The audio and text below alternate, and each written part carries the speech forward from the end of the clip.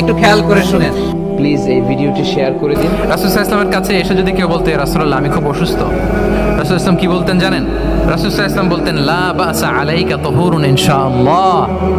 ইয়া রাসূলুল্লাহ আমি অসুস্থ। রাসূল সাল্লাল্লাহু আলাইহি ওয়াসাল্লাম বলতেন, আরে don't worry, it will cleanse up you from your sins if Allah wish.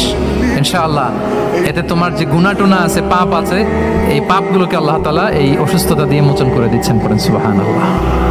তাহলে আপনি অসুস্থতার মধ্যে একটু হালকা হলেন না, যে জ্বরে ভুগতেছি কিন্তু এই জ্বরে নাকি আমার গুনাহ মাফ হয়ে যায়। পেটের ব্যথায় আক্রান্ত, মাথা ব্যথায় আক্রান্ত, কিন্তু এটাতে নাকি আল্লাহ আমার পাপ মোচন করে দেয়, তাহলে একটু ভালো লাগবে না? তাহলে দেখেন, একটা কঠিন পরিবেশকে রাসূল সাল্লাল্লাহু আলাইহি ওয়াসাল্লাম এভাবে সহজ করতেন। অসুস্থ শুনলেই লা বাস তুহুর ইনশাআল্লাহ, আর কিছু হবে না, আল্লাহ তোমার গুনাহ মাফ করে দিচ্ছে। অসুস্থ ব্যক্তি দেখলেই মাথায় হাত দিয়ে দোয়া করতেন, আল্লাহুম্মা রাব্বান নাস আযহিবিল বাস ইশফি আনতাশ শাফি লা শিফা ইল্লা শিফাউক শিফাআন লা ইউগাদিরু সাকামা। উজ্জীবিত হয়ে যেত অসুস্থ ব্যক্তি।